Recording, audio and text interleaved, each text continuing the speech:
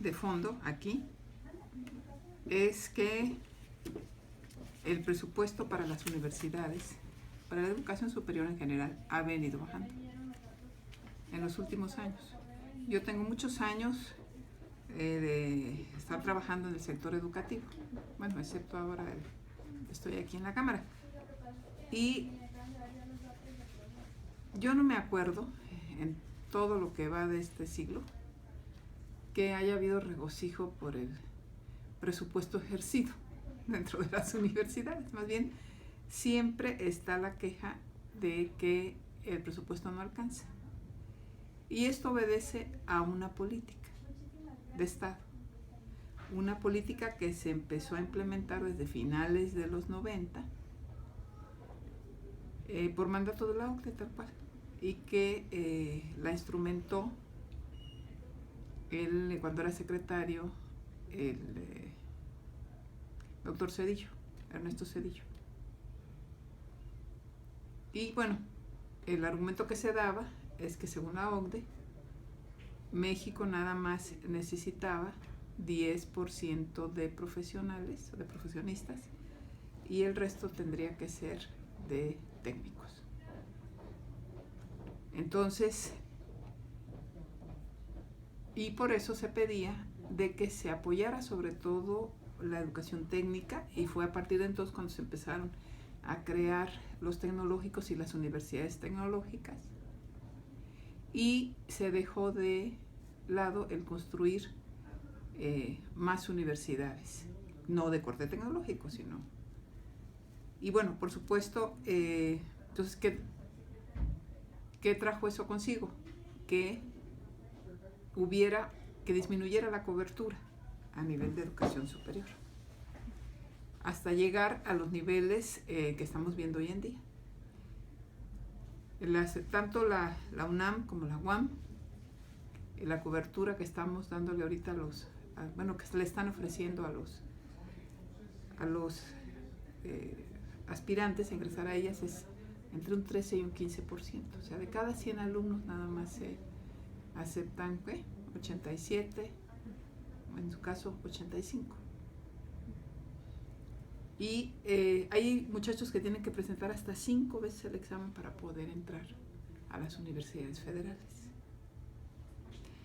Si esto sucede con las universidades federales, que son las más reconocidas, las que tienen el nivel de desarrollo más alto y que así son reconocidas, tanto nacional como internacionalmente, imagínense la situación en los estados, donde el presupuesto que les otorga la federación tienen que pasar por las manos de un gobernador. Y entonces queda también un poco aquí a discreción del gobernador si les da los fondos o no les da los fondos y cuánto destina también a educación. Entonces, por eso es que observamos que la problemática más grande está en los estados. Pero todo proviene de, como le digo, de una política de recorte a la educación pública. Entonces, aquí hay muchas versiones, ¿no? El gobierno federal, entonces, más bien culpa a los rectores de que no saben administrar, de que se han dado demasiadas prestaciones a los trabajadores. Pero también yo he tenido la oportunidad de platicar con varios rectores y no hay una definición clara de las políticas. Se les pide, ustedes tienen que aumentar la matrícula. Entonces los rectores aumentan la matrícula, pero al mismo tiempo no se les dan más plazas, ni tampoco hay un aumento sustancial para estas universidades. Entonces, tengo muy claro el caso de la Universidad de Zacatecas, donde aumentaron la matrícula de estudiantes, pero si mal no recuerdo, en decenas de miles, yo creo que hasta un centenar, ¿sí?, de miles de la matrícula.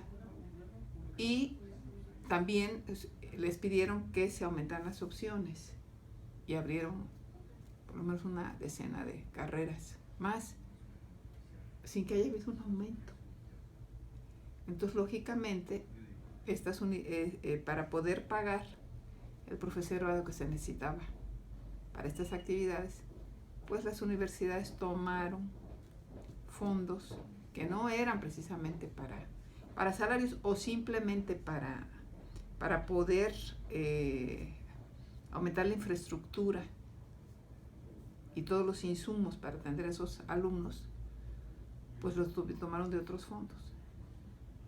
Y entonces hay una crisis en este momento que es muy, muy severa. También está el tema de que algunas instituciones le adeudan al ISSSTE, otros, el tema de las pensiones, pues está que arde. Y bueno, por ejemplo, en el caso de los CONALEPs, hay profesores que están trabajando y no se les ha pagado. Otros que depende del estado en el que se encuentre el CONALEP, tienen diferentes prestaciones salariales. Entonces, hay mucho desorden.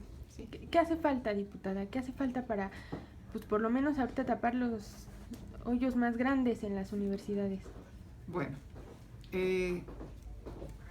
lo que sería fundamental es que el gobierno detenga esta política de castigar a la educación superior. Y cuando lo digo, me estoy refiriendo al momento actual.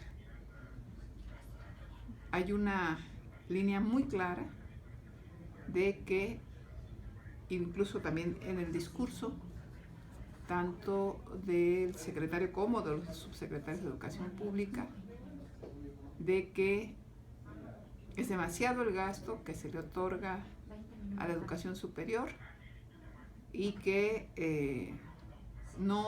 de que debe disminuirse este gasto porque la cobertura que tiene actualmente la educación superior pública ellos lo calculan, de alrededor, según la CEPE, de alrededor de 10-12%.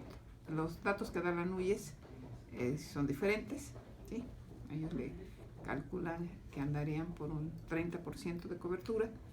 Pero bueno, regresamos a lo mismo. ¿Por qué hay una cobertura tan baja? Porque no se han construido universidades. Entonces, si no se han construido universidades, pues no se puede aumentar el número de plazas para los alumnos. Ahora, por otro lado se dice, pero si hay tecnológicos y universidades tecnológicas, sí, pero los chicos no quieren esa opción. Quieren otra opción. Entonces, por otro lado, es necesario que se cuide el presupuesto por parte de las autoridades. Y en especial, las autoridades estatales. Porque ¿cómo es posible que en Veracruz Duarte le haya quedado a deber 2,000 millones de pesos a la Universidad Veracruzana? Y que es una universidad que está entre los primeros lugares de las universidades de México. Es una universidad que tiene mucho prestigio, está muy bien calificada. Sin embargo, pues ¿esto de qué sirve? Si el gobernador decidió no dar su dinero, que se le sigue, esta suma se le sigue adeudando. Y sería justo que ellos, o sea, que ustedes tuvieran que hacer maravillas con el presupuesto para darles un dinero que ya les fue asignado y que gobernadores, bueno, se robó y otros se han quedado y otros han subejercido. Yo creo que en la Cámara sí debiéramos tener un papel más activo. Yo creo que sí debemos de revisar el ejercicio del presupuesto, estar atentos. Si uno revisa el ejercicio del presupuesto de educación pública para 2016, hay anomalías muy grandes. Hay programas que a estas alturas han ejercido solamente menos del 30%. Menos del 30% del ejercicio. Y este subejercicio, nada más en esos programas donde no alcanza el 30% de los recursos ejercidos,